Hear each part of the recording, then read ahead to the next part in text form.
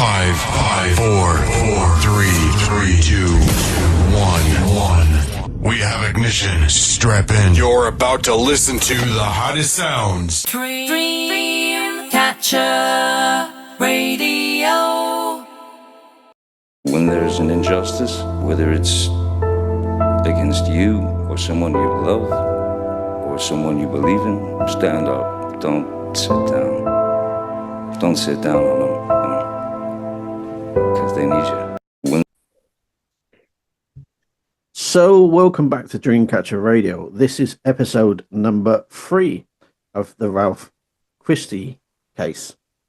Now, we've talked about high-level information today, and on our last episode, number 2. So you can find 1 and 2 on our website, dreamcatcherradio.co.uk. You can also find it on YouTube, where you can just search Ralph Christie under Dreamcatcher Radio. You'll be able to pick up his previous 2 episodes. It is a really fascinating case, and I urge you to listen to both episodes to get a clear understanding of what's gone on here.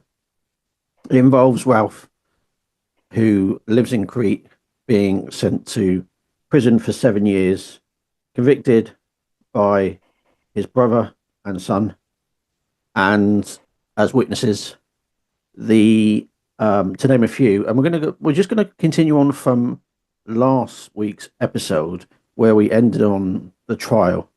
We got about halfway through and run out of time, unfortunately. So, Ralph, good morning. Yeah, good morning to you, brothers. Yeah, we were just discussing. Yeah, good, thanks. We were just discussing briefly what it's like in Crete at the moment because it's off season now, right? Yeah, total reverse to how it is in the summer when we probably have about 2.5 million visitors. And now we're just back to our local population of about 600,000, which is very nice on an island this size. Well, can I ask you, right? And can you give us a little tip, right? You being a local now, yeah? Do you get stuff cheaper than the tourists? It's a good question, that, actually, because obviously a lot of the tavernas get to know you and that sort of thing. And if I just go with my partner Geeta for a meal, they do tend to give us kind of better prices, or sometimes don't even charge us at all. But there's the Cretan hospitality is one of the best in the world. So, like I said before, it's not all about money and what have you. They appreciate what I've done for them here, and and brought people to the restaurants and bought land and what have you. So, but I think that when you get to, I mean, my Geeta, she's a vegan chef, and it's amazing what she finds that just literally grow here that we don't even have to pay for, and then cooks fantastic food. Yeah. In the UK, actually, sorry not to digress, listeners, in the UK, farmers are actually giving away things like potatoes and carrots and that sort of stuff. It's not even worth them selling it, they say. How ridiculous is that? It's so skewed, isn't it? Well, yeah. You've got a population in the UK now about 70 million on quite a small island as well. Like I said, our population here is about 600,000, but we've got 70 million olive trees. Well, are you known for olives then, are you? Well, yeah, I mean, the Cretan olive oil is probably always in the top 3 in the world every year, and it actually compensates other olive oils like the Italian and the Spanish, because without the Cretan olive oil or the Greek olive oil added, they won't be able to sell theirs for the price they get for it. Because that's what I immediately thought about is Italy or Spain for olive oil. Anyway, let's continue on with this trial. I'm not too sure. I mean, it's been a week since we last met, and I'm not too sure if you can recall precisely, but we were roughly, from my understanding, halfway through the trial. And we talked about the witnesses, and we've got a schedule here. And so I think it's probably a perfect opportunity for us to try and talk through these witnesses and what actually went on in court with these witnesses. These are the prosecution witnesses, I understand, right?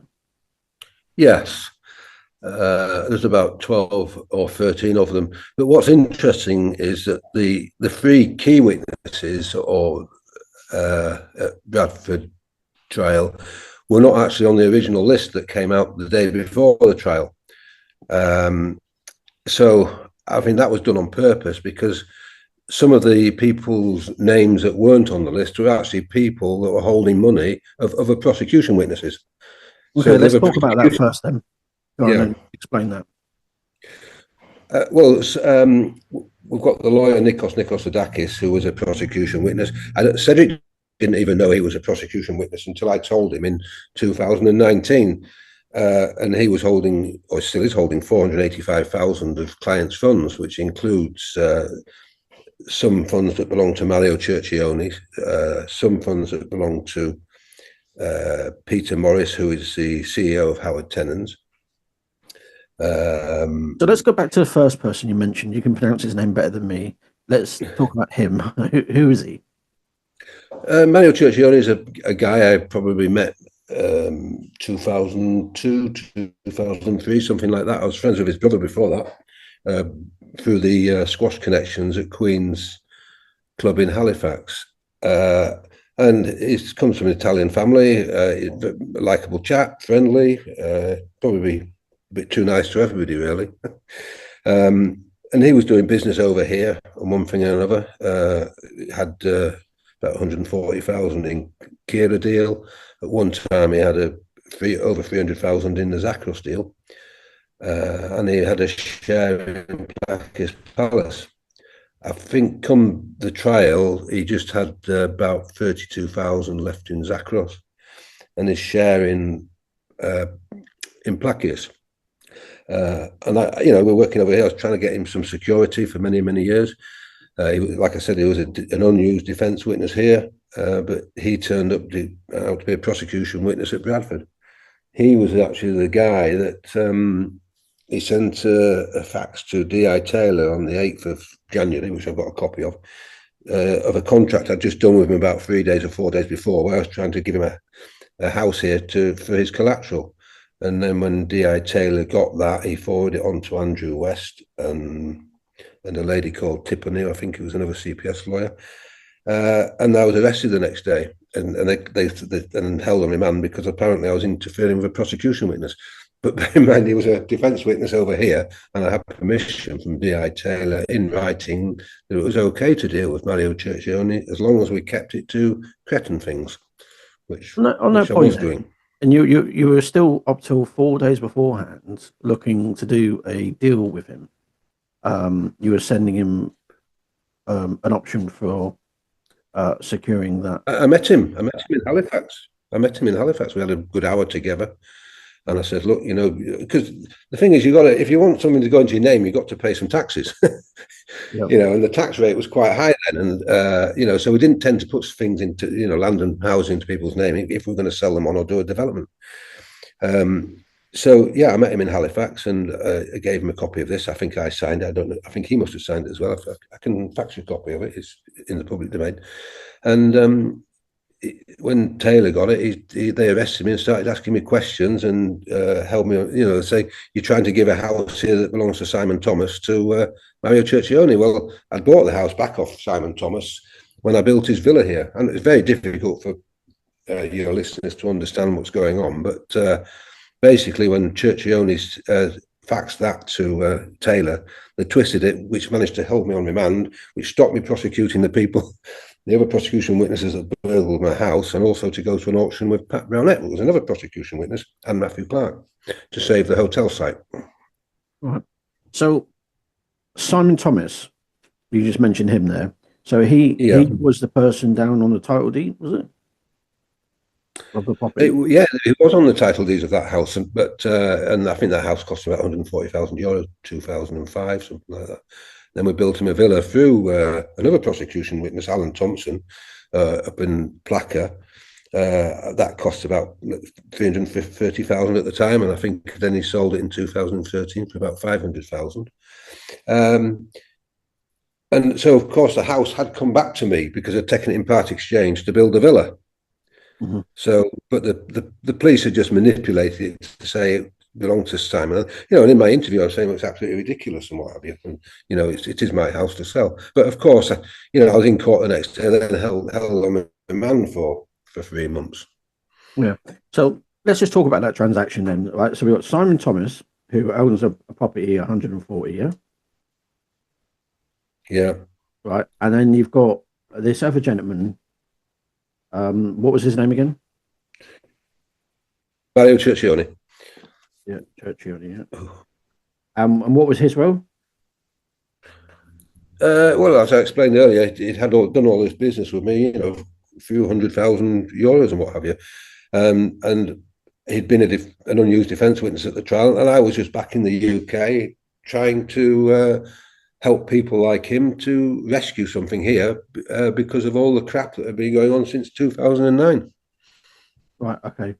And then basically you then it was the property was still in Simon's name, but you used that as security to develop his private property. Yes, Okay. yeah. And Simon Thomas hasn't denied that it's not my property. He knows it's my property. It just the transfer just wasn't done. And you're And of saying course, that's pretty common in yeah, save on taxes. yeah, yeah, Right, okay, gotcha. yeah. And so did Simon and I can't pronounce his name. Only they were Churchioni. yeah, Yeah, they were both prosecution witnesses in the end. Yeah. yeah, okay. And did either of them lose money? Because Simon's basically made some profit here by the looks of it. Yeah. Simon Thomas is another story. I mean, he actually was in the family courts because of this gift that I spoke about last week of 7 million. He was in the family courts in November 2021 against Stephen Thomas's ex-wife Jane Thomas, that was entitled to some of these funds, where he stated to the family court under oath, and I've got the statement, that he never became a prosecution witness in my case until I think it was November 2014, just before the trial. Well, I've got a statement of Simon Thomas's that he made on the 6th of October 2009. Yeah, I mean, we discussed in the last episode that he kicked it off. No, that's his brother Stephen Thomas that kicked it off. Sorry. Simon Thomas was a lifelong friend of mine. I've known him since I was 18, who I did carpet business with. I only met Stephen Thomas for the first time in around April 2006. All right. So so did Simon lose money in the end? Well, if he has lost money, it's only for his own stupidity. Like I said, he bought a house. He originally bought an apartment off me, then a house down in Almerida, and then we built this villa for 300,000. As far as I know, he got about 500,000 for it, so he's certainly made money on that. He put €100,000 into St George's Retreat in March 2009 with his brother, and they paid that direct to New Century Homes. And I think they took out a lawsuit to try and get that money back at some point. And I don't know whether they got that back. Simon Thomas was a shareholder in Plackers Palace, so he's still part of the claim that we've got against West Yorkshire Police for all the losses there. So if he has lost any money, like I say, it's down to his own stupidity. Like that's the case of everybody that's really gone against me. Yeah, I mean, if he's in the business of doing commercial deals, sometimes you do lose money as well. So I'm looking at this spreadsheet here, St George's Retreat. Is that about 2.35 million it's saying here on exhibit NSB2? Yeah. It cost about 2.3 million to buy. Simon Thomas put 100,000 down, and Stephen Thomas 100,000 down, and me 100,000 down in March 2009. And Stephen Thomas and I had another 8 houses in Almerida, so we chucked those 8 houses into the pot. St George's Retreat is made up of 9 bungalows and a taverna and a hotel, some land next door for the hotel site, which is what Benedict Clark had valued for 650,000 by Collier's Athens in November 2009. That DC Skidmore said he couldn't take because it could be proceeds of crime. That eventually, a month later, I gave to the CEO of Howard Tennant to cover some of the debt with them. Yeah. So did that project get completed, St George's? Well, St George's Retreat now, since I've come out of prison, all the 9 bungalows have been sold off separately.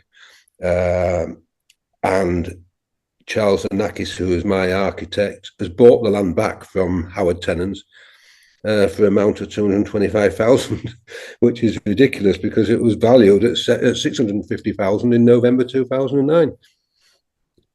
Yeah. So who sold them off?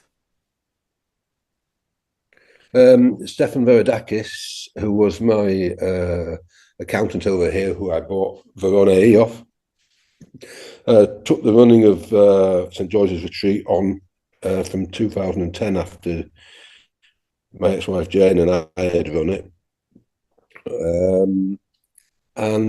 He did exactly what I was going to do until all this rubbish started. Yeah. So basically, you lost all control of that development. I didn't lose control of it all because obviously when my bank accounts were frozen again by West Yorkshire Police in 2009, it became very, very difficult. And Stephen Thomas and Simon Thomas had pulled out of the deal because we'd only paid 300,000 and put 8 houses in. Now that came to a value of about 1,300,000. So we still had another 1 million to find. So that's how I then sold off the bungalow side to Stephen Veridakis, and I kept the hotel site for the money that I'd already put in. Yeah. I don't know if that kind of answers your question correctly. Yeah, no, I think so. Just quite of interest as well. Obviously, 2008, 2009, 10, probably even further beyond that, we were in a massive property recession. Was it business good then in Crete during that recession? Well, no, because it had an effect because we were dealing with British people at the time, and like you say, 2008, the mortgage crisis happened, and the Northern Rock went bust, and various banks got into the situation. That didn't really happen in Greece until about 2011, but that was down to the very strange, archaic systems they have here with the post-dated checks I was explaining, I think, in the first episode. So it seemed to happen a bit later here. And the prices of the land and the properties didn't drop like a third or something like that, like they did in Spain and Portugal. And they haven't really, even now. I mean, they're going up massively as we speak, the prices, because of, you've got a lot of Chinese people that are wanting to buy here, and Israelis and Americans, and they've got to meet a certain threshold of value before they can even buy a house. Which in some cases is like 850,000. Okay. So the prices have actually gone up, but there was no actual dip in the prices. They kind of leveled out. Of course, people panicked. A lot of British people went back to the UK because they thought it was going to collapse, and then they got worried about Brexit. They thought that the euro might collapse or Greece was going to collapse with its economy, but none of that really happened. Right. Okay. So you weathered the storm then. That's interesting. Well, I was in prison in the storm. That made it more. Might have been the best place for me, really, because whilst all this was going on over here, I had the perfect excuse that none of it was my fault. I was going to ask you about that, but I was just making note about that actually. Okay, let's go back to these witnesses then. So we've just talked about Simon and Stephen, and your position is that they were investors. They're not amateur investors. You've done deals with them, and if they did lose money, it's got nothing to do with you. And in many respects, what you're saying is that what Stephen did is upset massively what was great for everybody, including your investors. Because up until that point, am I right in assuming that nobody lost any money on any transactions? Well, to the contrary, really. It was like up to September 2009, we were trying to secure people's money, like going onto the UK Plus market. So people would have then had to have bought shares to have done business with Verona E. from the British company, so that if anyone would have made money would have made more money by the value of the shares going up. Yeah, but what we're saying is that because of the start of all this, and you were in a progressive route, but up to including this point, what you're saying is that no one, whilst some assets were unrealized because you're doing various deals, but no one technically lost any money. No, nobody lost any money. I mean, Stephen Thomas's 1.2 million was proven as covered in the trial here, so nothing criminal there. Michael and Kimberly Thompson had 150,000 back in an apartment worth of 100,000 sterling, 125,000 sterling. So they made money. We've spoken about Simon Thomas and the bits of money that he might have made. Howard Tennant's were a company that had invested $1 million. Hope they were either going to take part of their own, or in 2009, or set up a new company with them. I mean, there's an awful lot going on, and it did take quite a lot of managing. And like I said, there's a lot of money flying around, but and things do take a bit longer here. You have to have a bit of patience as well. I mean, the Greeks aren't the quickest, so even now, I'm still waiting for stuff that I should have had like 3 months ago. It's just the way it is here.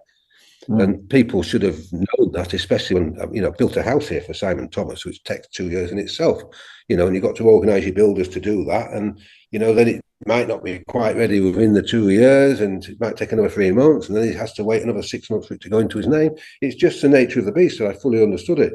But the way it was portrayed by Sue Watt and Michael and Kimberly Thompson and Stephen Thomas in July 2009 to D.I. Taylor and D.C. Skidmore, they just portrayed it. So I suppose the officers had to believe what they were saying, but they didn't really understand how business was done here in the first place anyway. They've been relying on me.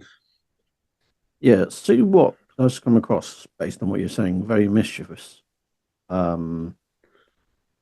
Because it appears to me she didn't go to you. I mean, I think guessing she's portrayed herself as a whistleblower, but it doesn't seem like. Well, she must have had a ducks in a row in some respects, but the level of skullduggery that's gone on behind closed doors is it doesn't sit well with me. Let's go on to this one. Neil Waite, who's he? Well, Neil White was he was a prosecution witness, but and they never even put him in the witness box because he hadn't lost any money whatsoever, and he'd done some land deals with me. He had a house over here, and it was so simple. The maths that we worked out with my defence barristers and the prosecution barristers, that it actually looked at that he'd made money, and so he never actually went into the witness box at all. So that was like the first witness, I think. Or sorry, he was the third witness after Thompson's. Yeah. So he was not. He was a non-player at all. A very good friend of mine. And he was a very good businessman. He was helping us a lot in 2007, setting up the companies here. So but he got turned and never spoken to me since. Right. Okay. The guy below that, David Francis, he's one of my best friends, along with Simon Thomas, I mentioned last week. Known him since I was 18, 19 years old, doing, hundreds of thousands of sterling business with them in the carpet trade and mixing as a family, going on holidays as a family. So, and unfortunately David's died now, but he was definitely twisted by Cedric in April 2014 to go against me. It's very sad he went against me, really, because, when you've got these people that are your friends going into the witness box as prosecution witnesses that you've known all these years, it's not just those two. There's Anthony Wormold, he probably didn't even socialise with him more than any of the other two. And, for some reason, Cedric's managed, or D.I. Taylor's managed to get them to go into the witness box against me. Right, okay. It is quite interesting how they've. The other thing obviously he wasn't a witness in the end, but could he not then been a defence witness, or he just, that was it? He was just damaged goods then. Well, once Cedric had tickled them all in April and May 2014, I get a list from the CPS saying that I'm not to contact these people. And bear in mind, I was remanded because I contacted Mario Churchill to try and save him money. The last thing I could do was, ring up Dave and say, look, do you want to go and watch Halifax Town? And, I'm over here and what have you, like things that we used to go to a cricket match, because I'd have been arrested and remanded. Yeah. That's what the police kind of do. Well, you did get arrested once, didn't you, and remanded for witness intimidation, or suspected witness intimidation. Yeah, which I got not guilty for. At trial. I think it's Basil. Is it Basil? Sorry? Is it Basil? Basil Hockley. Well, yeah, I can't see it that well. Yeah, Basil Hockley. Well, a guy that was living here with his wife. I didn't know him that well, but I'd helped him with a couple of euro exchanges because his funds were in the UK, or he wanted some funds sending back. And he sold his house here for about 425,000 in, let's say, April 2009. Now, so he's got all these euros over here, and obviously he wants sterling. Now, you can't just get on an aeroplane and take 425,000 in cash and take it into the UK. I mean, you should be able to, because it's legal money. He's sold a house for it. And, he should be able to land at Heathrow and say, look, there's 425,000 in cash. Euros in cash, I need to get it changed into an English bank account. But if he did that, he'd probably get arrested for money laundering or something like that. So what we used to do was, and this is arranged through Alan Thompson, who did it for a couple of people for him, would say, well, okay, we'll give you money sterling into your bank account in the UK and you give us the cash here. So lo and behold, Basil Hockley went with Nikos Nicosidakis, Alan Thompson, and I think my ex-wife Jane went to the bank, and all this cash is drawn out and given to Jane to kind of bring to our house in Cockanahorio. Half goes to Stephen Thomas and half goes to me. And then I transfer some money to Hockley, and Stephen Thomas transfers his share to Hockley. Now, what's interesting here is the 150,000 sterling that I get convicted for, and 5 years from Simon Thomas, is the 150,000 sterling that Simon Thomas gave to Stephen Thomas, and Stephen Thomas put it into Hockley's bank account. I never touched the money. And Stephen, for that 150,000 sterling, had received 180,000, 185,000 euros here in cash. Right. So that's the level of the commission, was it? 35, something like that. The exchange rate. Yeah. Okay. Yeah. So I mean, it's a big problem for people that sell their houses here, especially back then, because a lot of it, the contract value is a third of what the value of the sale is. So we were doing Hockley a favour, but lo and behold, West Yorkshire Police have dragged him in as a prosecution witness. I think he did get a shortfall of 6,000, and I can't remember whether that's down to me or Stephen Thomas. But there was certainly nothing done illegally, and we'd probably be entitled to charge 6,000 euros for doing whatever we did to help him. Yeah, I mean, on the scale of things, 6,000 euros is nothing. So did he go to court then himself saying this is how the transaction started and talked through it all? Or did it get broken down? Just a waste of time prosecution witness. No need for him to be there. Came in the box, and the biggest thing that came out of the trial was Alan Thompson went in as a prosecution witness, who had evidence last week about him lying about the money for Kira. Alan Thompson went in, and he actually said in the witness box that the house was sold for 525,000. So I think Alan Thompson got another 100,000 that Hockley didn't even know about.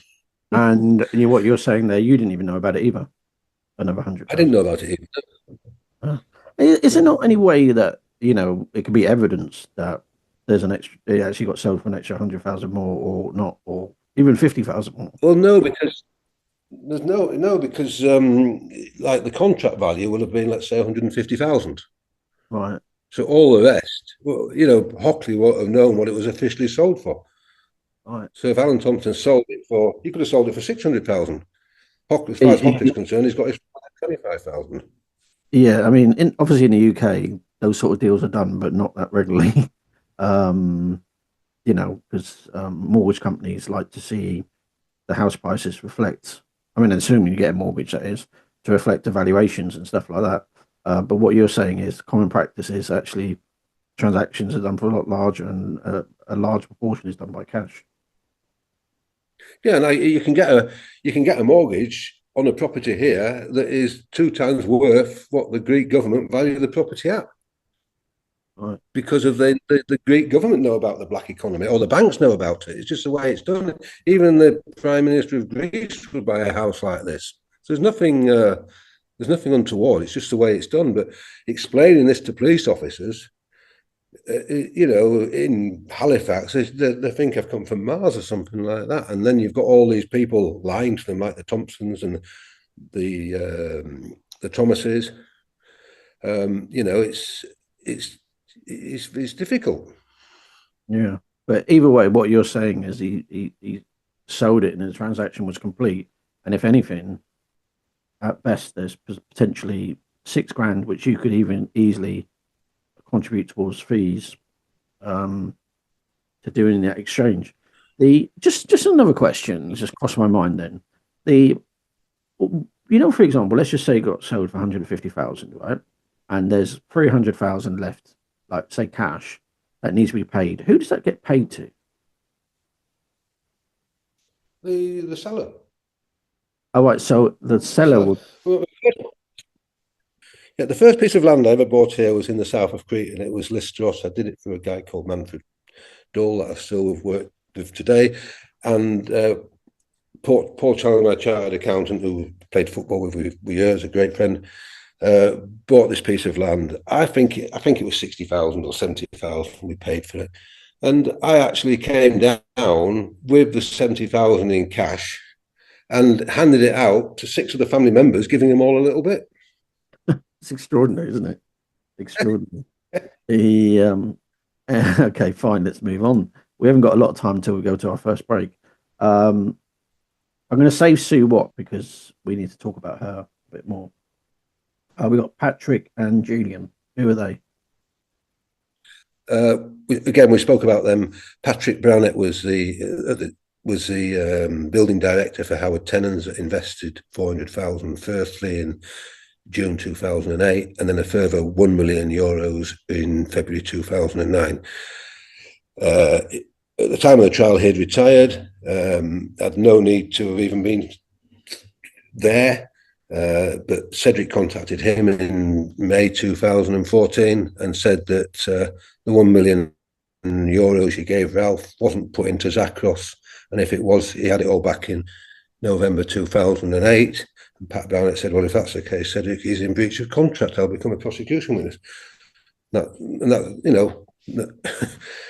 this day, he still doesn't. I've had umpteen emails with him. He still hasn't grasped what's gone on. But I think what's happened with that company is, well, I know what's happened. The $1 million that they invested from their company in 2009 was written off on the balance sheet the following year, so they could get the tax back on it. Which is fraud, really, because they hadn't lost their money, but they transferred it into the CEO's of Howard Tennant's Peter Morris's personal name. So they've written $1 million off from the company, and then I've covered the $1 million when Peter Morris has come down here in his private jet on the 31st of January 2010, given him some land that's worth, the land that Benedict Clark was going to have, that's worth like 650,000, and he still had 200,000 in Zakros, and he still had 200,000 in Bali at that stage. So his $1 million was covered. And he said to me when he went back off in his private jet, he said, "Okay, well, when all this is over, I'll come back down and we'll sort it all out." See, the thing is, what's very interesting about this is that Cedric's tentacles are all over this, isn't it? Because you keep on mentioning his name all the time, and it's interesting what sort of role he actually played here in the bigger picture. Because why is he even talking to these people? Because he's been told, but in uncertain terms, that if he doesn't get something on me, he's going to go to jail himself and lose his pension. That's come from Chris Rowley, who ended up being the CC of Lancashire Police. It's come from Simon Bottomley. It's come from Romania Senior, all these top officers. And of course, Cedric doesn't want to lose his pension. And then a policeman going to prison is a very, very daunting thing. It's okay, I'm a civilian, but when a policeman goes to jail, I think they have a far harder time. And so that's basically what he just turned turtle and thought, well, okay, I'll go and get all this bullshit on Ralph, and he needed my son to do it, and that's what happened. And when you say the tentacles from May 2009 right the way through to the end of the Greek trial were Sue Watts. And then, of course, we're going to talk about her next. Yeah, we're going to go on to Sue Watts. Yeah, but what I mean is each of these witnesses, in some way, shape, or form, have had contact with Cedric, and I'm guessing there's no attendance notes or records or in what capacity he was even contacted. No. I've got no evidence that he contacted the Thompsons. No evidence about contacting the Thompsons. I know he contacted Neil Waite, Dave Francis. He's probably had contact with Simon Thomas along with Declan, I'm sure. Darren Brown, he did know of Darren Brown because he went to Darren Brown's deposition with Jeff Brown in March 2012 at Calderdale Magistrates Court early on. He wanted to know about Basil Hockley. Anthony Wormold, he definitely went to see, he's admitted it, along with D.I. Taylor, went to see Wormold. He definitely went to see Pat Brownette. Probably didn't need to speak to Julian Beecham because he did the damage with Pat Brownette, and Pat Brownette would have given it to Julian Beecham. Definitely spoke to Mario Cercioni. Wouldn't surprise me if he was involved with Sue Watt because she was married to a retired copper and an ex-Marine. Definitely spoke to Paul Walker. Definitely spoken to Benedict Clark. Definitely spoken to Alan Thompson. Definitely spoken to Matthew Clark. Definitely spoken to Claire Taylor. That's what I'm saying. Nola Bentham, who was the accountant he worked with. He won't have known Dan Spoon and Ryan Arnold because that was about the plus market. And so was Shelley Spice and Toby Good. So he won't have known them. But Nikos Ladakis, the lawyer from Crete that came in as a prosecution witness, he himself had discovered that he was bent in March 2013, along with Stephen Grattage, who was my QC at the trial, and Dr. Femis Sophos, who was my lawyer for the trial here. And on that point, notwithstanding, Cedric was also being investigated by the police himself, which you knew nothing about. We need to go to a break. Would you like to introduce your first song?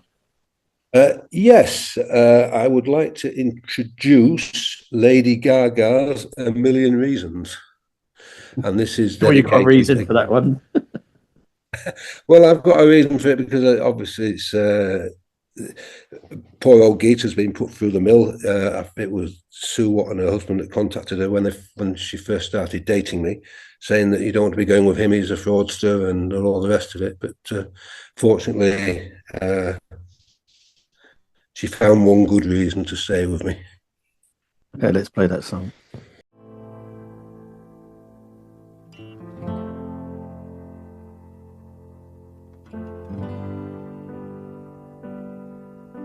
You're giving me a million reasons to let you go. You're giving me a million reasons to quit the show.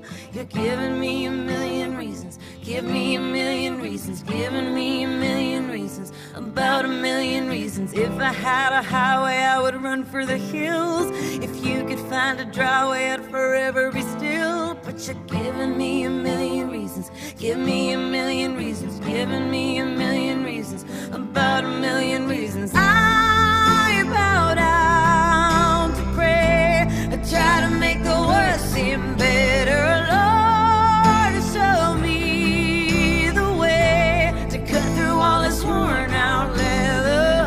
I've got 100 million reasons to walk away, but baby, I just need one good one to stay. Head stuck in a cycle, I look off and I stare. It's like that I've stopped breathing but completely aware. 'Cause you're giving me a million reasons. Give me a million reasons. Giving me a million reasons. About a million reasons. And if you say something that you might even mean, it's hard to even fathom which parts I should believe. 'Cause you're giving me a million reasons. Give me a million reasons. Giving me a million reasons. about a million reasons. I bow down to prayer. I try to make the worst seem better. Lord, show me the way to cut through all this worn out leather. I've got 100 million reasons to walk away, but baby, I just need one good one to stay. Oh, baby, I'm bleeding, bleeding. Can't you give me what I'm needing, needing? Every heartbreak makes it hard to keep the faith. But baby, I just need one good one, good one, good one, good one, good one, good one. When I bow down to prayer, I try to make the worst seem better. Lord, show me the way to cut through all this worn out leather. I've got 100 million reasons to walk away, but baby, I just need one good one, good one. Tell me that you'll be the good one, good one. Baby, I just need one good one to stay.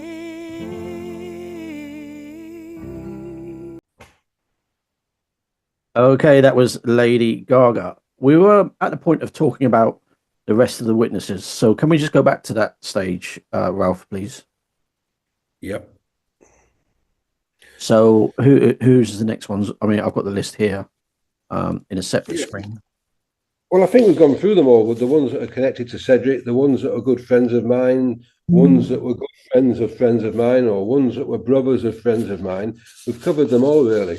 But another interesting point, though, that when Mario Cercione was in the witness box, he actually admitted that he carried €40,000 in cash himself, along with Stephen Thomas, on the same flight with €40,000 in cash. That was for Simon Thomas. Now, that was never picked up by my defence, because obviously if I'd been convicted of taking 150,000 sterling, which actually went to his brother on the Basil Hockley deal, the 80,000 cash in euros should have also been taken into account, because Mario Cercione, in the witness box, as a prosecution witness, admitted carrying 40 with Stephen, making 80,000. And did they never have the opportunity to explain what they did with the money? Well, when Simon Thomas went in the witness box, he was never even asked about it. Really? He was more asked about this 150,000 that he said he did give it to his brother Stephen, but Stephen gave it to St George's Retreat. The money in St George's Retreat had gone in the month before, which I explained earlier. See, this is the thing. That's what I don't get. Is we talk about forensic accounting, where I mentioned it before. Is that it appears to me a lot of this people don't even understand, even to this day, where money was went and moved, and a forensic accountant would have dealt with that quite easily. Well, I say it wouldn't be an easy process, but say A to B went to C to D and E to F, or whatever it may be, and it just doesn't seem to have happened in this case, in this trial specifically.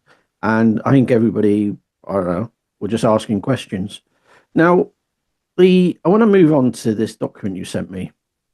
It's titled "Bogus Email," and it seems to be a round robin email too, because it says here for the attention of Placas Palace shareholders and other investors with Ralph and Jane Christie.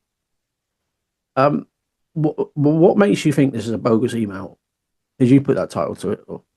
Well, no, it was always known as a bogus email. It was included in the Crown Court case as a bogus email in the UK. What happened? It was about 6 o'clock in the afternoon in the UK. John Jessup and I were at the Guidepost Hotel in Bradford, where we were based quite a bit, and we'd just tied up the Benedict Clark deal to send 500k to Veron. And out of the blue, this email comes, meant to be from John Jessup, doing a confession that he realised now that I was a criminal, and that everything I was talking about was fake. Well, John Jessup was with me at the hotel. Carol Barnes, who was a and it's a very good friend of ours, rings up John and says, "Is this true? Have you gone against Ralph? Is he really a criminal?" Well, me and John were sat next to each other, and this is the first time John knew anything about it. And of course, she emails a copy to John, and it's what you've got now in front of you. And as soon as John had read it, he reported it to D.I. Taylor as a crime, which D.I. Taylor did register as a crime at that time and was meant to have done some investigations. But of course, D.I. Taylor and D.I. Skidmore had sent out the original letter on the 1st of September, and the same people copied into this email were the same ones that they emailed on the 1st of September. So it's quite obvious that there's collusion again here between the police officers, Sue Watt, Michael and Kimberly Thompson, and Stephen Thomas. I mean, if you want to read it out, I can kind of explain it to you, because it's quite truthful what she's actually written, because what she's written about in there was actually happening. Okay, let's go through this then. Okay, we got to over the past few weeks, I've had time to reflect on what. Okay, just before we do that, sorry, in the top left-hand corner, there's a header there. Who is it sent from? This was sent from Carol Barnes, who had received it from supposedly John Jessup, but it was a John Jessup 2 something. It was the email was a different one to what John Jessup's normal email was. So somebody had created a false account in his name. Right. So, yeah. Okay, and for the sake of the listeners again, just to remind them who Sue Watts was in your business. Sue Watt was the person that was working for Veron AE. She was on the board for a time, and she was to get EU funding from Invest in Greece for the Plakias Palace hotel site, which she did ring fence 19 million for in December 2008. Okay, let's go for this evening now. Over the past few weeks, I've had time to reflect on what's been happening with Ralph and Jane Christie, Monty Crete, the future of Plakias Palace, and his other fraudulent business dealings. The grammar's not very good here. Full stop. And so I feel that you must be aware of all the facts regarding the above issues. And this is sent to all investors by what you're saying. I would suggest if you contact Ralph or Jane to discuss these issues, you keep an open mind and ask them to provide evidence to the contrary. Full stop. They will no doubt deny everything or try to justify what they have done by blaming someone else. So we don't get to the juicy bits yet. I deeply regret not telling you the whole truth at our recent shareholder meeting, but I was asked by Ralph and Jane to say nothing negative to the investors and make everything sound like things were going to plan. Okay, what does she mean there? Well, basically that John Jessup has gone against me, even though he's working with me at the time to do the Plus Market and other projects that we're on with, that he's now gone against me, basically. Yeah, okay. You will get to the juicy bits, don't worry. Yeah. Okay, let's carry on then. They said it would be very damaging to the Christie's credibility, mine and your investments, mine being John, and John saying it's like this, and for people who've invested money with a percentage return to tell the real truth. For the sake of us all, I reluctantly agreed. So John apparently agreed to follow your instructions. I'm guessing your position is you never gave those instructions and there wasn't an issue in the first place. Well, no, because John ended up he was prosecuted over here and he was prosecuted in the UK and fully exonerated in both countries, like I was here. Okay, Ralph said by doing this, he would give me free shares on top of my original shares, a share for Plakias Palace. In hindsight, this is wrong to accept those shares when most of the people have put in their hard-earned money into the project. Now, did you give him any additional free shares or? No, but there was some confusion on the other deal that we were doing, which was Zachros, which Cedric had invested in as well. I did give him some preferential shares in that, as I did Cedric. But you know, again, sorry, I know this is not humorous, But this is kind of reminds me of Cedric's email that he did saying sorry. Yeah. Well, yeah. It's like they all had a moment. It has now got to a stage where I cannot lie to them anymore. Such is the seriousness of this that the Christies are now being investigated by the Serious Fraud Squad at Wakefield, West Yorkshire, and also by the Greek authorities.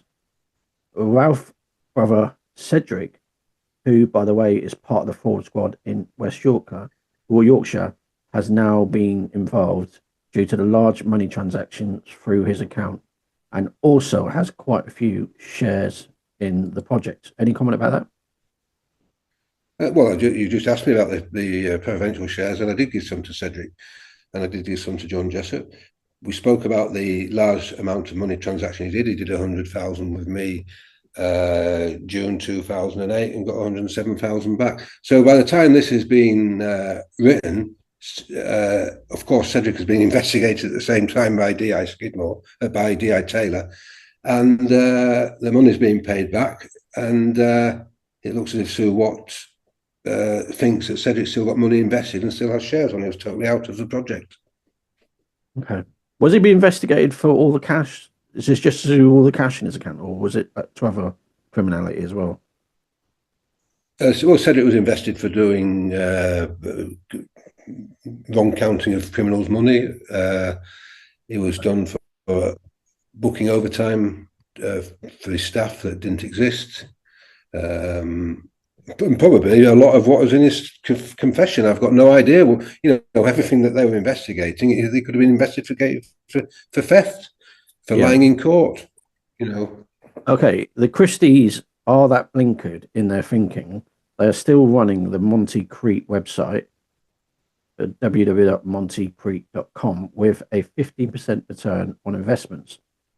Is 15% realistic?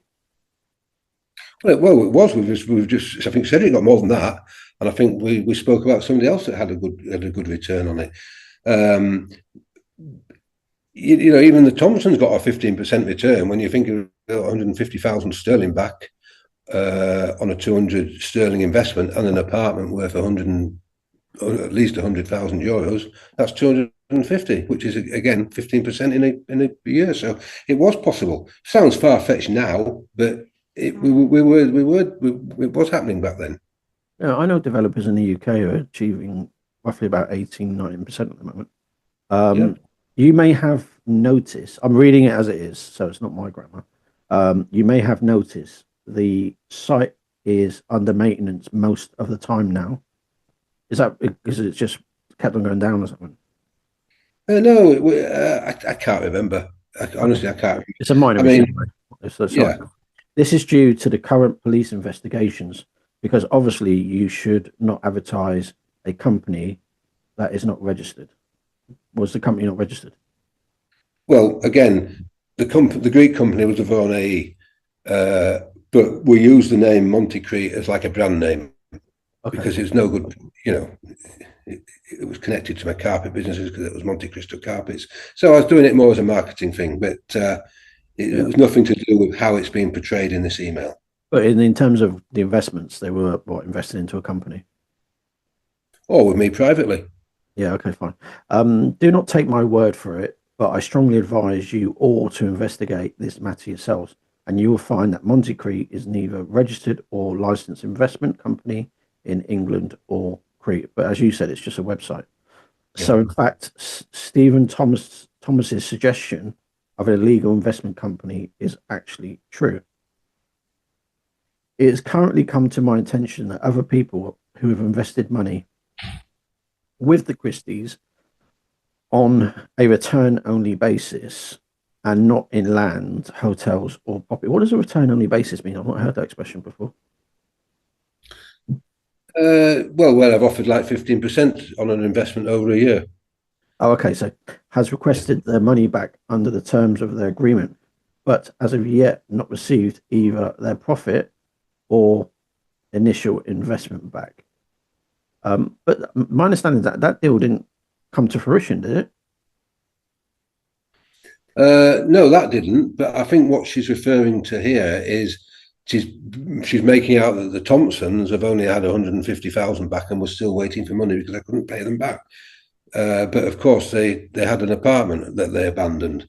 I don't know if she might be talking about the Thomases, saying that they haven't had money back. Well, apparently I was owing them 1.2 million at that stage in her mind. And of course, I was acquitted of all that in the trial here. And Stephen Thomas wasn't even part of the trial in the UK. So, let's move on. This is because there is not money available until new people invest. So they're describing a Ponzi scheme. Yeah. In essence, they're running a legal scheme which carries with it very serious repercussions in terms of police actions and the FSA. I'm guessing you weren't registered with the FSA anyway, were you? Because you were based in Crete, right? Well, exactly. But of course, this is dated the 28th of September. 4 days before that, we just got 500,000 from Matthew and Benedict Clark to do exactly what she's saying that we couldn't do, which was to be governed by the FSA on the UK plus market. Yeah.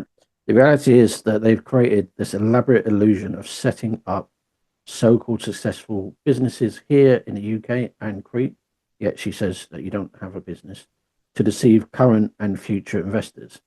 Having manufactured false letterheads, business cards, shareholder cards, documentation error, etc. What do you have to say about that?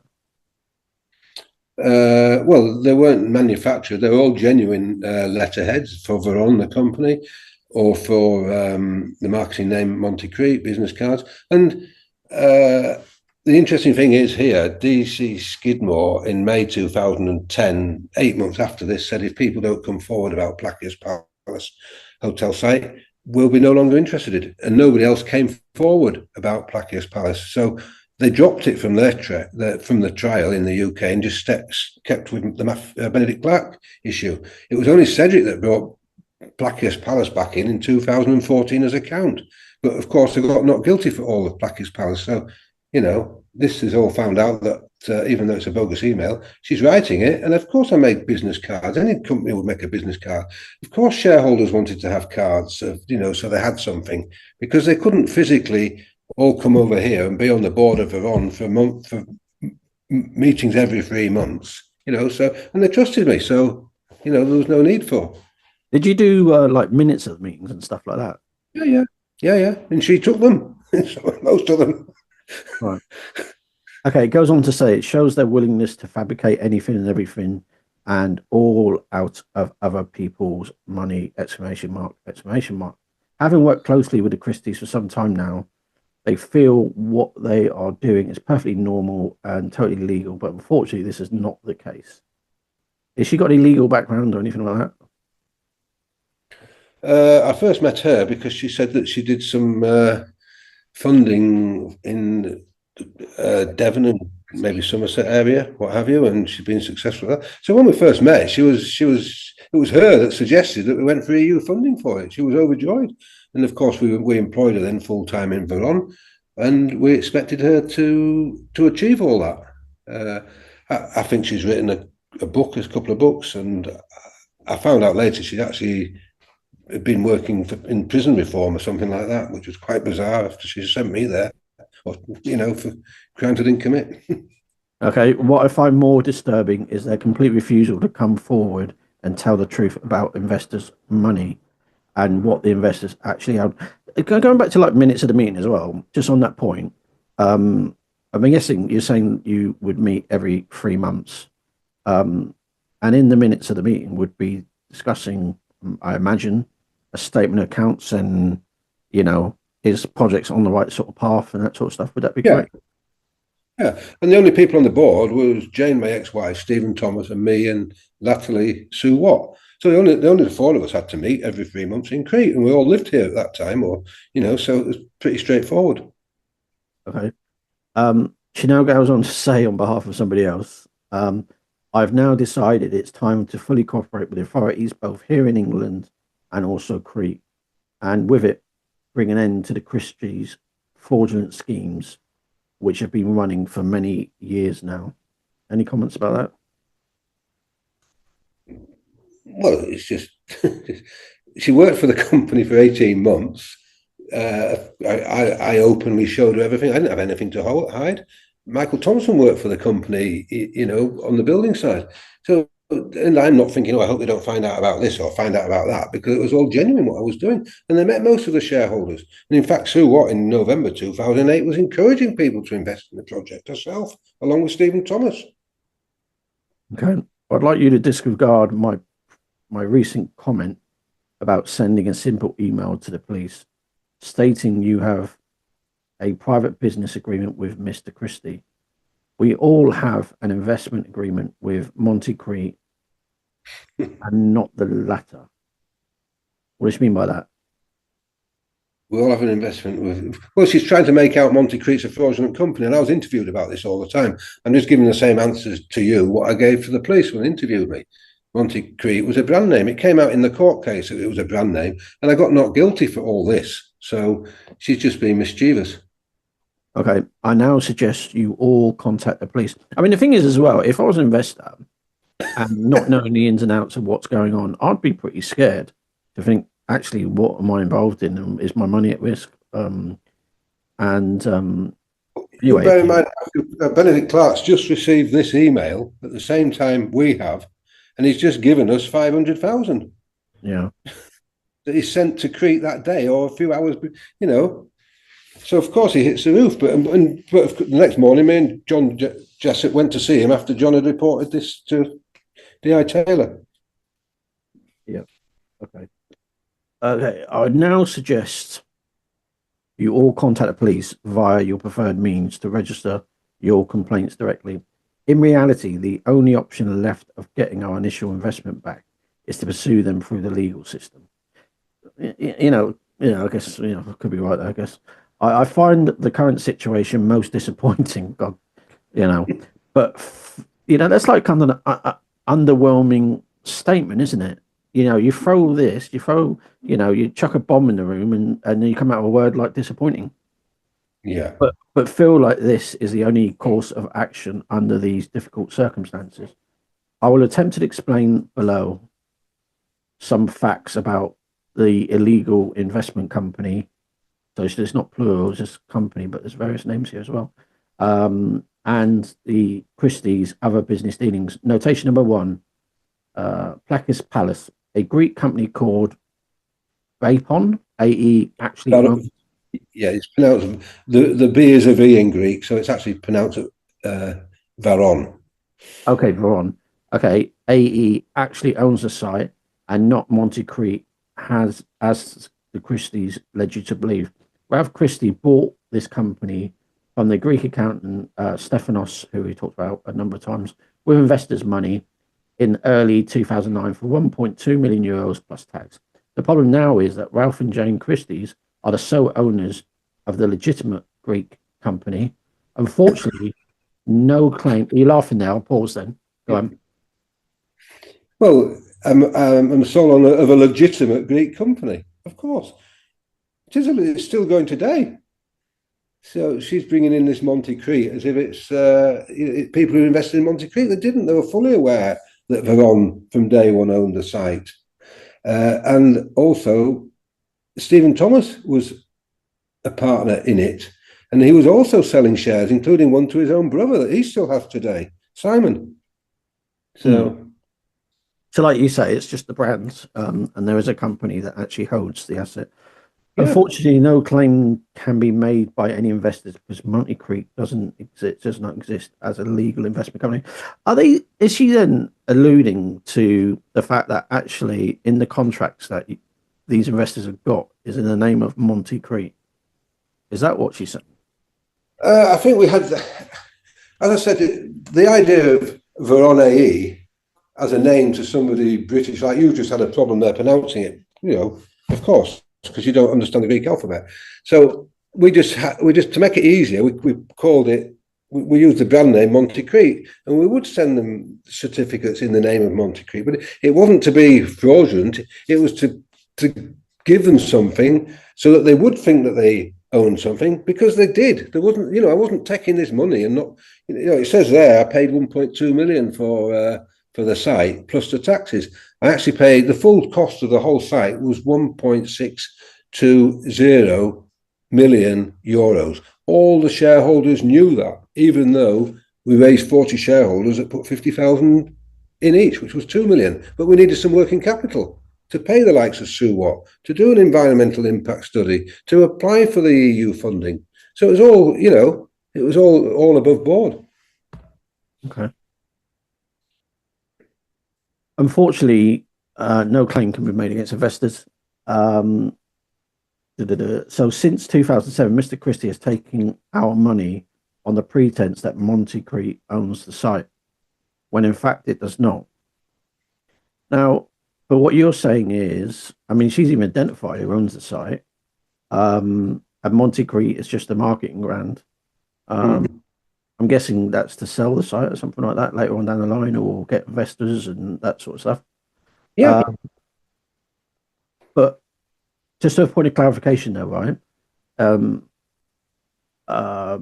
Vapon AE, did any of the investors have any knowledge of that company's existence? And that's the yes, because all the EU funding she was applying for had to be done on Veron AE paperwork. Okay. Veron had to be, you couldn't just go as an individual and go and get 19 million euros. It had to be a Greek company that was, had a shareholding that could apply for it. That was not something that was cloak and dagger or hidden. It was all in plain sight. Well, yeah, and she was representing Veron in Athens at the meetings with Invest in Greece, with the guy Manfred Dollar spoken about earlier, who we worked with. So, and it says what's so strange about this is, so unfortunately, no claim can be made by the investors. I'm claiming now from West Yorkshire Police for these investors who she's saying have got no chance of getting the money. I'm still fighting their corner. Yeah. We'll talk about that again at a later stage. Ralph and Jane Christie permanently removed Sue Watts from working on the funding back in May 2009. Oh, that, did she do that? No, we didn't remove her. She removed herself. And her resignation letter was signed, I think it's dated about the 3rd or the 4th of September 2009. So she was actually still on the board. We weren't really trading because of the police investigation, but she was actually now working for Stephen Thomas, who was paying her a salary. Veron wasn't paying her, for Stephen Thomas for her to get information to get me jailed, because he had to, he thought he'd lost 2 million or something like that. And she would not be returning. Do you know who actually wrote this email? Well, there's no doubt about it, because she's got inside information. I mean, John Jessup didn't know that Cedric was investigated or was given preferential shares. The only people that knew Cedric was being investigated was D.I. Taylor at that time. Cedric hadn't told me. So it's impossible for John Jessup to have written it. And he was sitting there with you. I mean, yeah, he was quite shocked. All right, so your proposition is it's Sue Watts that's written this. Okay, let's just go on to this, because then we're going to have to go to a break. I know Sue Watts refused to allow government money to be used to finance the Christie schemes, and because of this, he took Sue off the project. The last work she did was in May 2009, and the bid had still not gone in because the Christies did not have legitimate paperwork, and the Greek government asked for it. They are now pending investigation into his business dealings by investing in Greece. The Christies wanted me to take over from Sue Watts. Just bear with me, but I've neither the expertise nor contacts to take the project forward. Because of their foolish and ill-considered actions, our chances of getting any funding is non-existent. What do you have to say to that, Bob? There's quite a lot in there, isn't there? The last work she did in May 2009. Well, that you got 2 minutes. Yeah. Okay. There's now a pending investigation into this business dealing. Of course there is, because Sue Watt started it. The Christies wanted me to take over the project from Sue Watt, meaning John Jessup, but he couldn't. He didn't have the expertise. There's no way John Jessup would have the expertise to do what Sue Watt said she could do. And it was Charles Zanakis, my architect, who I spoke about, who took over the running of this, because we were still moving forward with the hotel site, and floating on the plus market. So, I mean, there was no foolish or ill-considered actions, and our chances we were still hopeful of getting the funding, and Charles Anakis will back that up. Okay. You got anything more to say? Got a little bit more time if you want. Another minute. I've still got more to read out, but I'll have to do that after this, though. Yeah. No, I think no, because I don't want to just say something for the Okay, that's fine. Would you like to introduce your next song? I would, yes. It's from the beautiful South. A friend of mine, David Hemingway, sings it. He's been out to Crete a bit. I played a lot of football with him. And the song is, I Had a Little Time to Find the Truth.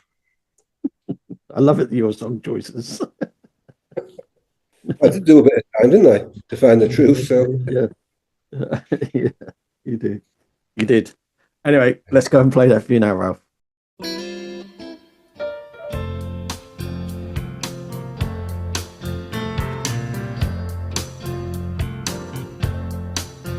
I need a little time to think it over. I need a little space just on my own. I need a little time to find my freedom. I need a little. Funny how quick the milk turns sour, isn't it? Isn't it? Your face has been looking like that for hours, hasn't it? Hasn't it? Promises, promises turn to dust. Wedding bells just turn to rust. Trust into mistrust. I need a little room to find myself. I need a little space to work it out. I need a little room all alone. I need a little room for your big head, don't you? Don't you? You need a little space for 1,000 beds, won't you? Won't you? Lips that promise, feel the worst. Tongue so sharp, the bubble bursts. Just into unjust.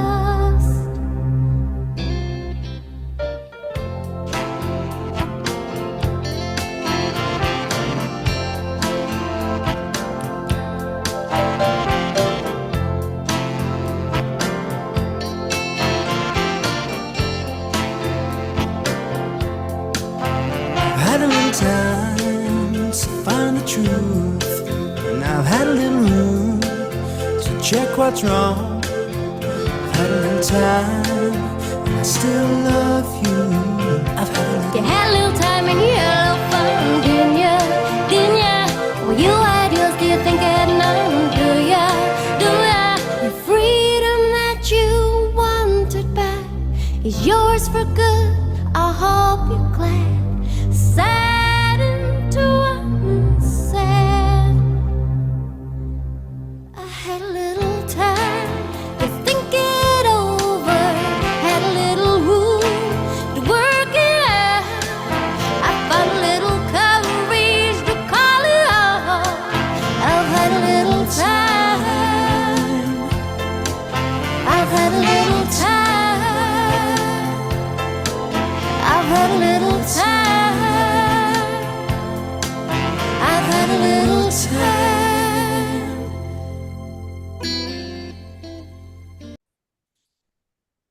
Okay, we are back. I had a little time to find the truth. If you remember, we were going through this bogus email, as Ralph calls it, which he believes is derived from not from the person it's alleged to be written by. And the actual person that it's alleged to be written by also denies it was written by him. Okay, let's continue on with this email. Ralph plans now, this is, like I say, this is their wording, not mine, is to try and set up a company called Vapon, it's spelled UK, and float it on the AIM market, the alternative investment market. Mr. Dow. Okay, can I just put in there now? That is the first clear mistake that's made. because we weren't going to float on the AIM market. The AIM market costs about 2 million to float on, at least, if not more. It was always the UK plus market for 500,000 euros or 300,000 euros or whatever it was. And there's no way John Jessup would write an email and say the AIM market and not the plus market. Okay. Mr. Darren Brown, just going back to that though, Ralph, there's a lot of things in here that are very suspect that you deny of being correct anyway, but I guess what you're saying, that stands out like a blue flag. Yeah. Okay. All right, let's carry on. Mr. Darren Brown is trying to set all this up. Who is Darren Brown again? Darren Brown was going to be the chairman of the UK company, Verone. Okay. Spelled VARRON. Right, okay. But Ralph needs to raise some serious money, which is not going to happen. With Ralph's serious cash flow problems and people coming forward every day for their cash investment back, plus this ongoing police investigation. Now, again, this is, if it was a Ponzi scheme, all these people, say whoever number they are, is somewhat irrelevant in some respects, but the people that are asking for their money back is all because of actions taken to suggest that they're never going to get the money back and everything's all fake. And the people, when they were due their money back previously, would it be correct to say they got it and the transactions went smoothly? Yeah, there was no problems whatsoever. There's not a lot of people asking for their money back at all. And we were talking to Darren Brown, and we were paying Darren Brown, and we were going to float on the UK plus market. The only people asking for their money back was apparently Stephen Thomas, maybe Simon Thomas at that time. I'd negotiated with Howard Tennans on the 11th of September, which was 2 weeks before this email went out. So no, there weren't a lot of people asking for their money back. Okay, it'd be impossible for him to raise the necessary finances or even set up this company. At the January shareholders meeting, when we received our shareholders' cards, I'm sorry to say these cards are worthless and do not entitle us to anything. Oh, so she's a creditor as well, is she? Or an investor? No, she's never been an investor. She was just a worker doing the job to get the money. She was just paid the salary. Right. She's speaking third party here. Yeah. Okay, got you. Remember, Monte Crete does not exist. In open brackets, Ralph's favourite saying is, keep the investors in England in the dark, close brackets. What kind of statement is that for so-called legitimate businessman? The next course of action for me is to seek legal advice on this matter, and I suggest you do the same. As most of you are aware, Mr. Stephen Thomas is currently trying to take the Christies to court, both England and in Greece, in regards to various deals that he's been involved in, and he stands to lose 1.6 million.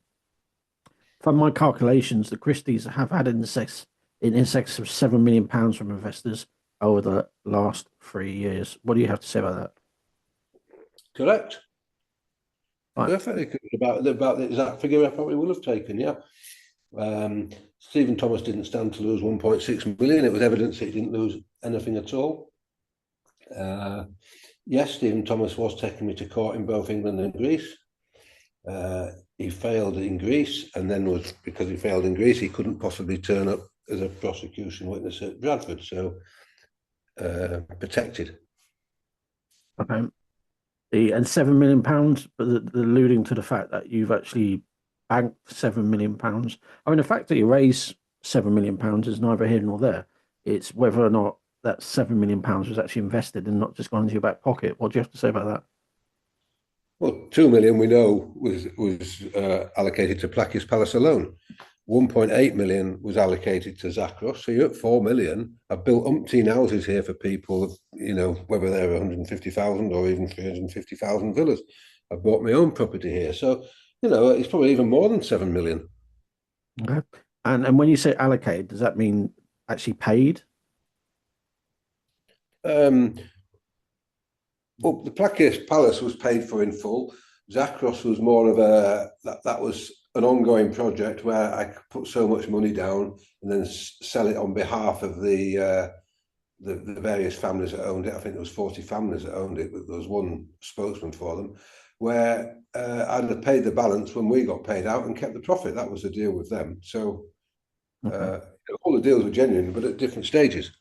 Yeah, I know for a fact that he has not invested all the money on land and property deals. All the Christies do is put a small deposit on things and sit on them until they get potential buyers. What do you say about that? Perfect. Why not? That's exactly what I did. Put down 10%, and then when I find a buyer, sell it to the buyer, pay the balance to the owner, and take my profit. She's correct. It is the new buyer that pays the grossly overinflated price, which is again in favour of the Christies. But what you're saying is, I mean, the sell price is irrelevant. The market will pay whatever the market pays. But either way, what you're saying is the investors get their money back if they invested in that particular project. Well, yeah, or even build a house on the land that they buy the land off me for, or off the person I've negotiated the deal with. But I mean, John Jessup wouldn't write something like that because he's got land here himself separately and done some other deals. So, it's all blown out of proportion. We don't grossly overinflate prices because we wouldn't be able to do business if we did that. Well, exactly. The market will pay what the market will pay. Originally, Placus Palace had 40 investors, but because of the Christie's greed, they wanted to get more money from potential investors and so increased the number of shares to 52.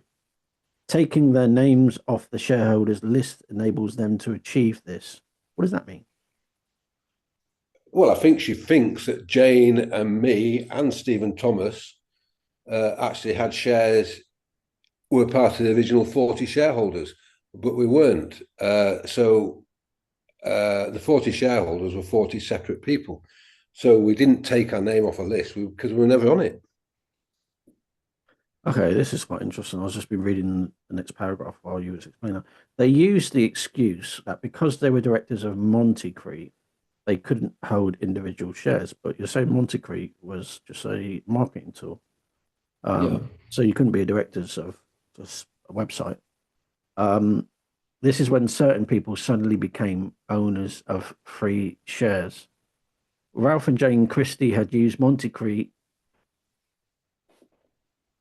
has a elaborate cover to finance other dealings such as Cato Zancros, and even got money from a national company called Howard Tennants, who thought they're buying 50% of Cato Zancros project. They invested £1.25 million in this, but they have lost their money.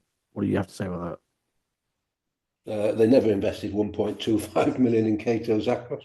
The most they ever had in that was 400,000 euros. So it's just complete. And John Jessup, it's impossible for John Jessup to have written this because the inaccuracies are just not true. Okay, did they lose their 400 though? Well, they've still got.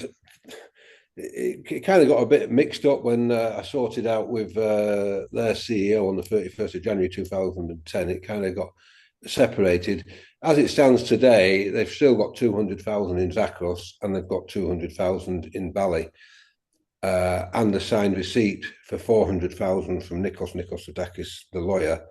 And they also took the land that now in the name of Charles Anakis, which was valued at 650,000 by Collier's Athens in November 2008. So they haven't made a lot of money, but they actually have had more back than what they invested with me originally.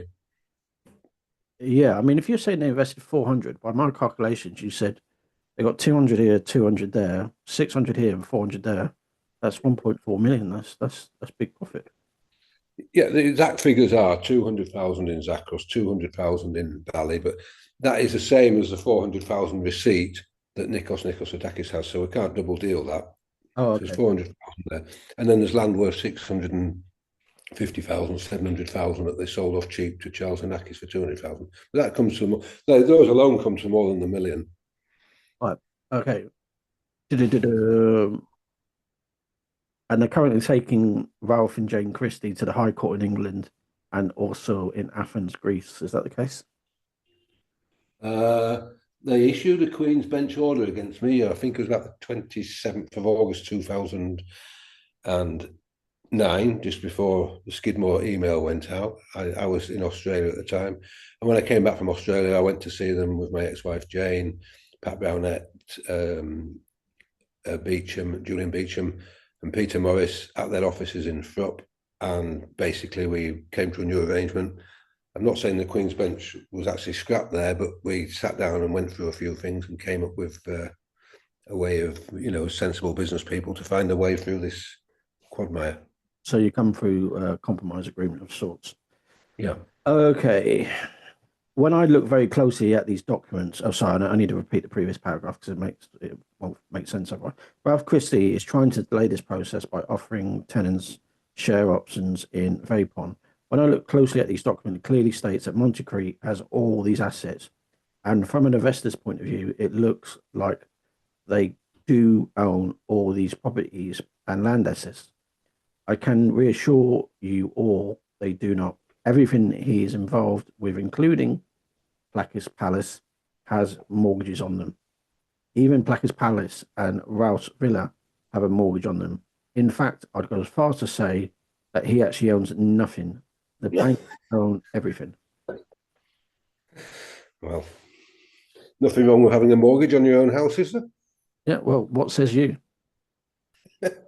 And when they say that I had a mortgage on Placus Palace, what I actually did, I can't remember the exact date now, I put 700,000 euros of my own assets into the company to raise capital. So there was never a mortgage directly on Placus Palace. It was, that's what happened. But of course, she's elaborating here, just to create more nonsense. Okay, the Placus scheme is just a tip of the iceberg, and over the coming months, the full extent of his fraudulent dealings will be exposed both here and in England and in Greece. Here are some examples of fraudulent scheme. Number one, trying to sell bungalows at St. George's Retreat.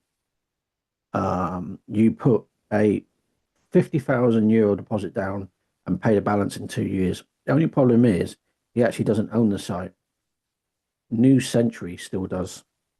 Trying to sell shares in a 5-star hotel, which has a building license for 5-star luxury apartments on the same site, and so would not qualify for EU funding. What do you say about that? Okay, it's perfectly true. I was trying to take 50,000 euro deposits down and sell each of the bungalows. I think the price was about 250,000 there. Bear in mind, there's 9 of them. So if we sell 9 bungalows for 250,000, we're getting nearly 2 million euros. The whole site costs 2.3 million. She says, I don't actually own it. Well, I never said I did own it, but I'd put down at that stage 8 houses in Almeria and 300,000 with Simon and Stephen Thomas. So there was probably 1.5 million there already in the deal. But why would we have? We weren't even due to pay the balance by the date that she wrote this. It was to be paid at a later date, which is perfectly normal practice here. Can I just ask a question? Why would you get EU funding? Well, how would you qualify? Well, again, this is I've got the contract here that she was present that I signed with New Century Home, and my lawyer, Nikos Zodakis, is there. And she actually went to get EU funding for the hotel site. I think it was the 30th of April, 2009. So I don't know why. John Jessup certainly would have thought we would have been getting EU funding for it. This is the first time I've ever seen somebody say we couldn't get it, because Charles Zodakis, now who owns the site, has also applied for funding, and as far as I know, he's got it. But what basis could you get funding? I'm just intrigued myself. But what though? Because you're going to make, Invest in Greece is mainly for making 6-star hotels, and they want 6-star hotels. They want locals to have work there. So it's perfectly normal to get a grant to help the local community and to help the tourist industry. And Veron was a perfect vehicle for doing that. Right. Okay. What sort of percentages do they lend then? Just out of interest. Or not lend, it's a grant, you said, right? I think the grants were based on about 45% then. Wow. And so the whole project of Placius Palace was a cost of 31 million, with a sale price of over 50 million if it had all gone ahead. So we'd paid for the site to 2 million. We'd paid for a lot of, like, the environmental impact study. We paid for Sue Watt to work for us to get us into the position. And we'd ring fence the 19 million, and the balance that we'd have required to finish it, which would have been 11, 12 million, we could have gone to the bank and got a loan for. We could have even gone to Howard Tennant and said, this is the state of the project. We've got 19 million, do you want to come in? Or we could have gone to another investor, because the figures all stacked up. Yeah, I didn't know they did that. 45%. Wow. Anyway, okay. I've learned something new there. Trying to sell units for the business development complex in a village of Cocking, Yeah. Yeah. One that his Greek accountant actually owns, and Ralph is passing off the development as he owns the. I don't know if you want to mention anything about that. It's true. I mean, Michael Thompson was helping do work on this development. Again, it was in Stefan, this is the accountant's name, the company I bought Veron from, the guy that ended up buying St. George's Retreat off me from. No reason to move it out of his name. I think that we made an agreement that Stephanus had a mortgage on it. I would give Stephanus an amount of money and repay the mortgages for him. And we could go on and do this development in Clockenhario, which everybody would have won. So there's certainly nothing wrong with what we were trying to do. So basically, you're acting as agent, not principal, and taking a slice of the profits and managing the developments. Would that be the right impression? Well, each different development had its own kind of master plan of way to achieve it. So yes, I would have been in some cases that. Stuff that I'm involved in now, I've still got ownership of, and if I develop a site, I'll see it through. But if there's a way of selling it off, I'll get out and do something else. I've got friends who do that all the time. Some of them don't even get to own the properties. Actually, in fact, they basically exchange, and the exchange is a few days later, and they've already sold it, and someone else has paid the exchange deposit, and they've already sold it on. So they make a tidy little profit out of that. And what's so interesting here, I mean, she says that Ralph Christie doesn't actually own anything. When we go on to the next exchange that we're going to talk about, and when we look at the Kier Starmer letter to the Greeks in 2011, you'll see the comparison about what's written in here, because there's no doubt about it. Sue Watt and Starmer or Andrew West or somebody at West Yorkshire Police sat down and wrote that letter together, and the information could have only come from Sue Watt, not from John Jessup. And John Jessup's name is listed as being investigated with Jane and myself. So it's nonsense to say John's written this, and then 18 months later, Starmer writes a letter with John Jessup's name on. Yeah, I don't think we'll have a chance to do Starmer's letter today, but let's see how we get on.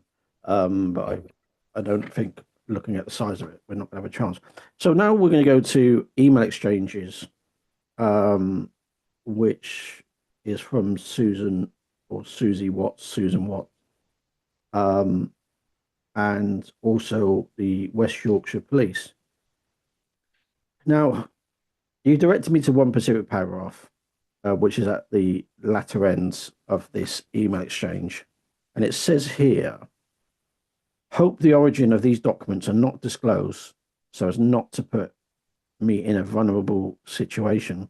Please keep updated where possible. I have returned my statement to Charles via email and put an original signed copy in the post. Regards, Susan Watt. And that was addressed to Stephen Talylor. Email. Yeah. What does that mean to you, Ralph? Okay, well, this is dated the 2nd of February 2011. Now, the Starmer letter was written on the 5th of February 2011, and it was received by the Greeks on the 11th of February 2011.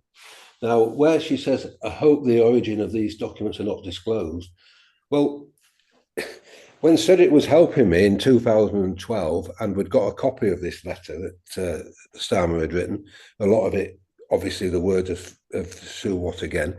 And Cedric's mentioned in that 3 times with lies about him. Cedric was in communication with Andrew West and Kier Starmer about this letter. So I'm not 100% sure, but I hope the origin of these documents are not disclosed. Well, why is that? There's been no explanation. I told my QC, Chris Tarani and Grattage at the court case to challenge about this, but they wouldn't. And what's most interesting about this, after this letter of request, my trial in Bradford, in Greece, was finished on the 14th of October 2013. Kier Starmer left the CPS at the end of October 2013. Mm-hmm. I don't know if there's a connection. Yeah, maybe just a coincidence.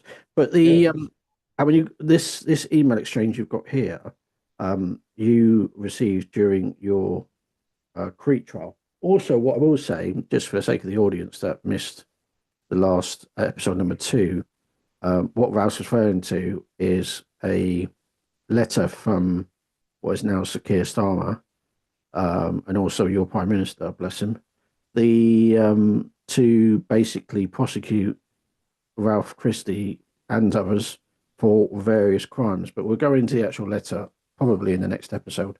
But yeah, Keir Starmer had his hands on this. And actually, it's quite interesting with that letter as well. It was actually written by somebody else from memory, and that person's denying that they were the author of that letter. Was that correct? Yes. Yeah, that's what I remember, yeah. Okay, let's quickly go through this then. So this first email goes back to the 7th of June 2011, 0900 approximately. Okay, this is a letter from an email from Susan Watt to Stephen. I've had a response from Crete. She's had a response. An Afan lawyer is willing to make an affidavit outlining the contents of the file Christie has submitted to the judge regarding the alleged hospitalization and the fact that Christie has not posted bail and has indeed appeared to have left the island of Crete.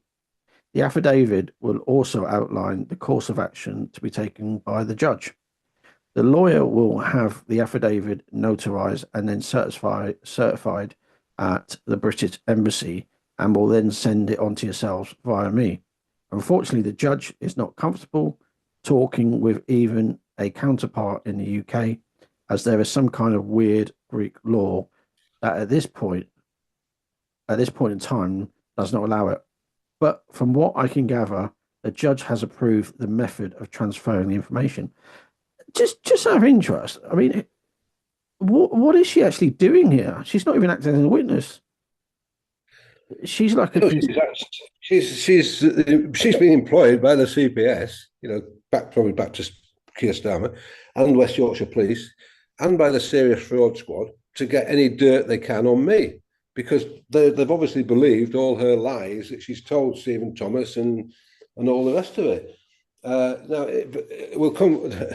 I mean, we could spend series and series on Sue Watt. She made a confession or something to her council where she works now in South Devon. I think that was March 2021, where she accused me of being convicted of being a money launderer and committing fraud. I was cleared of those, so she's been causing problems even after I've come out of prison. So, and you've got to bear in mind, she's doing all this. She's working for the CPS. She's working with Stephen Thomas's Athens lawyer, Andreas Voltus. She's involved with the judge over here. She's involved with the CPS in London.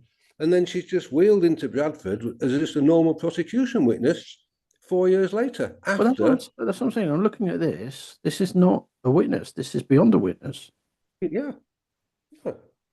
Okay, will this help in any way? My feeling is that it will most definitely confirm Christie's current status in Greece, and also that he was probably. Sorry, I apologise. My phone started ringing. Probably lied to yourselves as his ability to leave Crete. Possibility, more importantly, is that he's highlighting a probable fact that Christie does not have any money, i.e., not being able to post €100,000 bail and risking being thrown in a Greek jail. What do you have to say about that? I mean, if Well, if you walked away with like €7 million or pounds of scams, I mean, one would have thought you'd be able to put up a €100,000 bond. yeah, exactly. Yeah. Yeah. What's your comment on that anyway? Well, it's quite perfect. I couldn't come up with 100,000 money. I went back to my brother Cedric to ask him to help. This was about the time he first got a gist of me being turned over by his own police force. And I went to various people. I think my first wife, Deborah Raystrick, offered to remortgage a house to try and get it because people were getting desperate to get this money. Veron itself had 84,000 in the bank account. If I had got that out, it would have been quite easy to raise the rest. And I had the money in the Swiss bank account. I actually went to Switzerland to try and get it out, explaining the seriousness of it, which Cedric financed. And I couldn't. So, I mean, she's correct. I was struggling to get 100,000, but the only reason was down to the idiocy of her fraudulent email in 2009 and West Yorkshire Police telling Benedict Clark that I'd nicked 300,000 off him. Okay, please let me know whether you wish to receive the information as soon as possible. As an aside, I have a text and email from Kimberly Thompson, who is informing me of the current situation. In her words, Chrissy has done a runner from Crete. Who is Kimberly? And also, did you do a runner from Crete? Well, Kimberly Thompson. Can I just say like this here, right? This is very poetic. It ends on this. Hope your stress levels are subsiding. It demonstrates that they're having some sort of close relationship here. I'm not on about they're having some sort of sexual relationship, but how would she know about his stress levels and all this sort of stuff? Because bear in mind, this is now June 2011. Taylor has been desperate to get something on me, and he hasn't been able to get something on me. Even though, and over 2 years after my first interview with D.I. Taylor, she's pulling it. She's just like Cedric in 2014. He was desperate to get something on me to stop himself from getting sent down. So yeah, she's pulling all the strings everywhere. I mean, Christie has done a runner from Crete. Well, it's just nonsense. She does seem like, I mean, I would like to think, and a healthy appetite may be the right word, but it does seem like she's out to get you. But it could be that she is portraying herself as a good Samaritan. I don't know, but if she's on the payroll, like you say, maybe that's why she's got such an interest. All right, it goes on to say. Sorry, I'm just saying she knew the Thomas families were very wealthy, and she came off my payroll, and then Simon and Stephen Thomas were financing her to do a lot of things. But stuff like this, she must have been paid by the West Yorkshire Police to be running around like this. Yeah. Susan, Charles is away this week as his daughter has had her tonsils out. I believe that the statement has arrived as there is a large A4 white envelope at the desk. Don't worry about the costs to us. We'll have interpreters that we will call upon. Detective Inspector Stephen Talylor. Dear Stephen, I've emailed the lawyer and made requests. However, the basics of the allegations are written within the arrest warrant documents.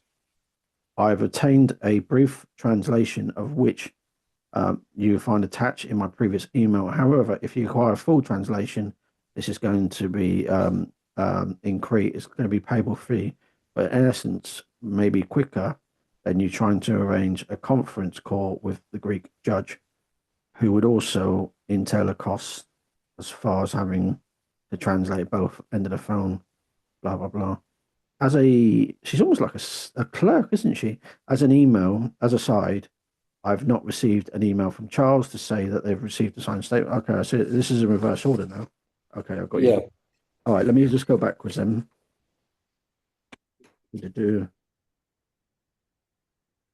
Hi, Susan. I'm already out. I'm already out the office by the time you sent yesterday's email. and this is why I couldn't get back to you earlier with a response. I hope this is okay. Moving forward with the items you have requested. This is from Andreas Voltis. Please find attached a very brief outline of the warrant contents in English as you requested. I can hereby confirm for the record that these documents have been obtained legally by myself in the capacity of Stevens, the civil complaint in this criminal action. Legal counsel is registered in the Greek criminal courts file against Christie. The documents are also obtained by exercising the rights provided in Article 108 of the Criminal Procedures Code. That doesn't really say much, does it? Yeah, that just mentions that's Stephen Solicitor's got a copy of the warrant, sent it to Susan. Hi, Stephen. I guess the prosecuting judge speaks English. Can I just go back to that from Andres Voltus, because he was the prosecution lawyer in the trial over here where Stephen Thomas and Sue Watt didn't turn up. So Stephen Thomas's personal lawyer is actually working for the CPS in the UK and West Yorkshire Police directly. And further down that string that you just started to read, Voltus actually says, the conclusion here, there is serious indication of guilt against the defendants, and that as long as they remain out of custody, it is highly likely that they would commit further criminal acts, identical or similar to the felonies that they already stand accused of. So he's actually saying that myself and my ex-wife Jane and John Jessup were all on the loose, probably going to continue what we were never doing in the first place. We got not guilty for all this, even though I was held on remand for 8 months. So they've already painted a picture to the Greeks that I'm definitely guilty here. And this is the problem, you see. Once I got not guilty here, they've gone this far, they go and throw more fuel on the fire and recreate it. Yeah, I mean, they're basically, I mean, they're putting a proposition forward that you may do something, or, I mean, to me, whilst he has said that for sure, it's just suggestive more than anything. But remand as well for 8 months, and to get the case getting thrown out as well. Okay, I just want to go to this one. I would guess the prosecution judge speaks English, as most have been educated in universities in the UK. However, it may be a case that the judge does not wish to communicate in English, if at all. I will contact the lawyer later today and ascertain if he's willing and indeed able to make an approach to the judge, whom I believe he, the lawyer, has a direct link to. However, do you mean to see the judge in person or via telephone link? I await you answer questions before I contact the lawyer. I mean, like I say, she's acting like a clerk of sorts. Yeah. She's actually a witness. So basically means that she's going to be privileged to information. And God knows what she's written to other people as well, that documents you haven't got, to other witnesses and that sort of stuff. And this has gone on since July 2009. And she's doing all this in 2011. She gets me remanded in 2013. Then she doesn't dare turn up at the trial because she knows it's all a pack of lies. She then makes out that she's been abused or stuff thrown at her the night, wherever they were staying the night before. She's then got the British embassy in Athens to bail them out to get them back to the UK, so they don't need to turn up at trial. You know, and then come to Bradford, there's no mention of what her role was. She wasn't even on the original prosecution list, because I think other people on that list would have said, well, what's Sue Watt doing here? Like Mario Cercioni, shareholder in Placius Palace, you know. And so she was only brought in a later date, as I said, with Alan Thompson. His name wasn't on the prosecution list, and along with Nikos Adakis. Now, you know, many of these Placius Palace shareholders, Paul Walker's a Placius Palace shareholder. You know, I don't think they would have given evidence at Bradford Crown Court if they knew she'd even turned up. But also, I wonder what actual information was disclosed to her. Like, what did she have actual access to? Because it seems to me that, like you say, like you believe she's on the payroll, but she was certainly doing stuff outside of the scope of a witness, arranging judges' appointments and getting copies of documents. she actually admits what she was doing in her statement to her counsel, which I'll send you in the week, on the 23rd of March 2021, that she was told by the SFO and Interpol to investigate me. She admits it in her own, in the council minutes. Extraordinary. Well, this is the end of episode number 3. Ralph, thank you very much for your time. It also feels, I know we've covered quite a lot, and it's interesting, really. I'm certainly enjoying the journey that we're going down. So I appreciate it. And I'm looking forward to episode number 4. It's every Thursday between 4 and 6, I think, isn't it, Ralph? Well, I think the first week it was 2 till 4 your time, and then 4 to 6 last week. So okay, yeah, staying at 4 till 6 then. So we'll see you next Thursday. And Ralph, do you want to mention your final song? Yes, I do. We'll keep the Greek connection going with the fantastic Vangelis, who you'll remember wrote the Chariots of Fire song. Can I please ask you to play The Conquest of Paradise by Vangelis? Okay, everybody have a lovely Thursday. Thank you for listening to our guest stories this week. Dreamcatcher Radio.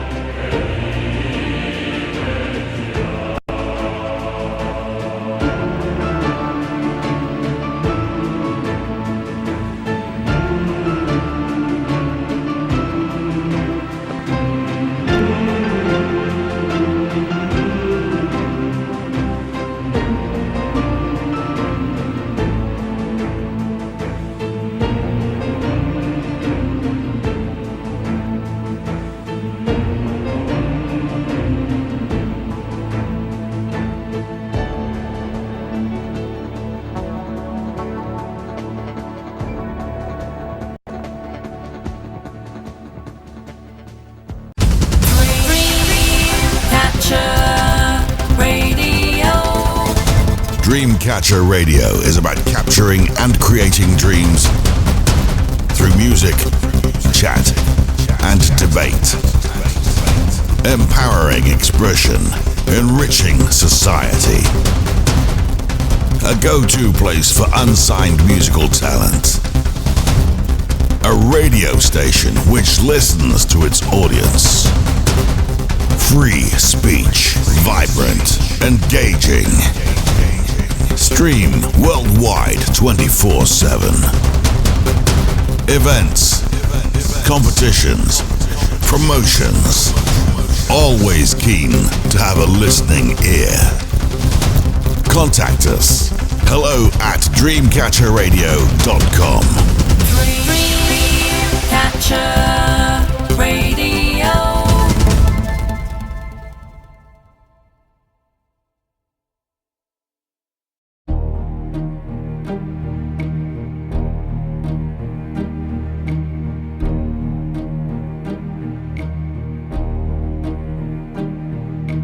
Who can say where the road goes, where the day flows? Only time. And who can say if your love grows as your heart shows?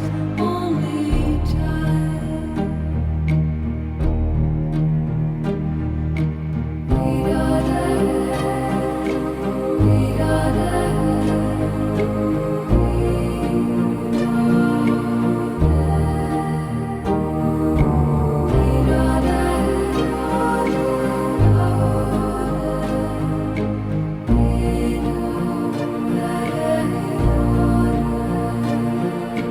Who can say why your heart sighs as your love flies? Only time. And who can say